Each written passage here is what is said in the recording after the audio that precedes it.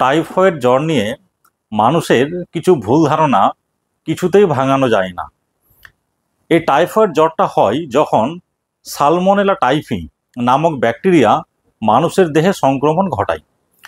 Typhoid জ্বর হওয়ার পর প্রধান লক্ষণ হচ্ছে জ্বর আসে, এবং কখন কি টেস্ট করব সেইটা নিয়েই মানুষের মধ্যে নানা রকম বিভ্রান্তি রয়েছে।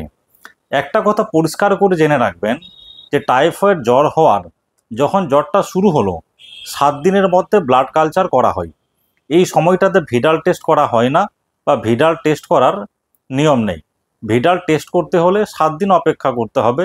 7 দিনের পর অর্থাৎ সেকেন্ড উইক থেকে টাইফয়েডের ভিডাল টেস্টটা করা যাবে।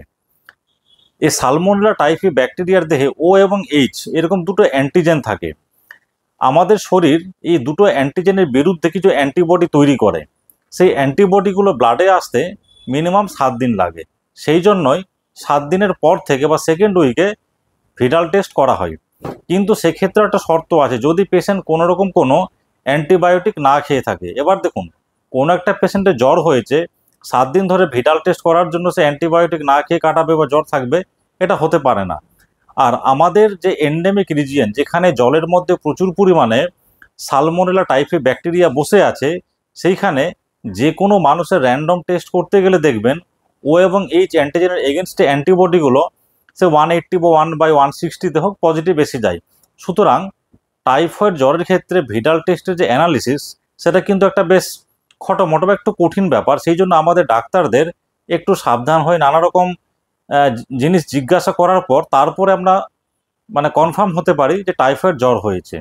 এবার হচ্ছে যে টাইফয়েড টেস্ট আপনি করলেন সেকেন্ড উইকে, দেখা গেল যে ও অ্যান্টিজেনের এগেনস্টে যে অ্যান্টিবডিগুলো তৈরি হয়েছে সেটা যদি 1/160 বা তার বেশি টাইটারে পজিটিভ থাকে, এবং সেটা যদি সিরিয়াল টেস্টিং করে দেখা যায় যে অ্যান্টিবডি লেভেলে টাইটারটা বাড়ছে, তখনই কিন্তু আমরা ধরি যে টাইফয়েড টেস্ট হয়েছে বা ভিডাল টেস্ট পজিটিভ। এবার যেটা হয় যে দেখলেন যে এইচ অ্যান্টিজেনের এগেনস্টে অ্যান্টিবডিগুলো 1/160 পজিটিভ এসছে।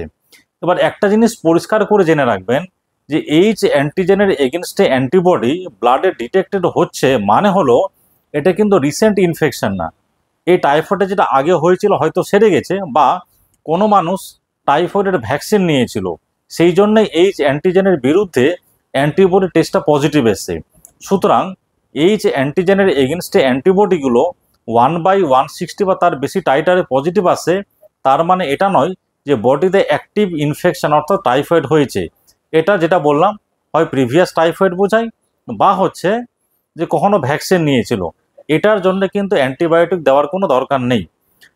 আরেকটা মানুষ আমাকে এসে বলেন, অনেক পেশেন্ট এসে বলেন, যেহেতু অনেকে নিজে থেকে টাইফয়েড টেস্ট করে থাকেন, যে টাইফয়েড টেস্ট হলেই বা পজিটিভ হলেই ইনজেকশন দিতে হবে। এরকম ব্যাপারটা নয়। কিন্তু আমরা দেখি যে পেশেন্টের সিভিয়ারিটি কীরকম সিমটম আছে না আছে, সেই হিসেবে তখন আমরা সে ওরাল অ্যান্টিবায়োটিক হতে পারে বা ইনজেক্টেবল হতে পারে, আমরা চয়েস করি।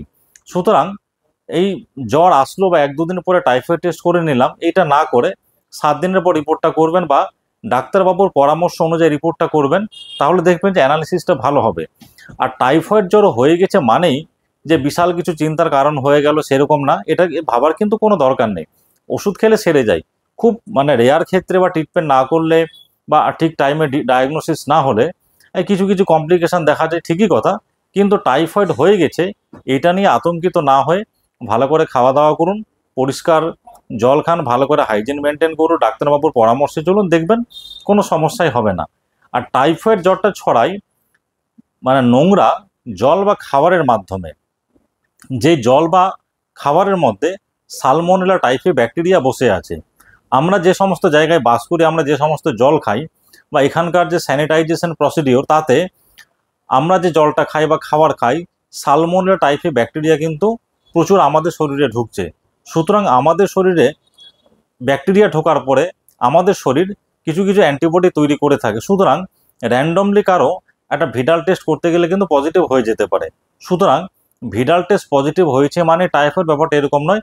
সেটা আমাদেরকে সিমটম এবং এপিডেমিওলজিক্যাল ভেবে দেখতে হয়, তারপরে আমরা ডিসাইড করি। আবারও বলছি, টাইফয়েড হলে চিন্তিত হওয়ার কিছু নেই।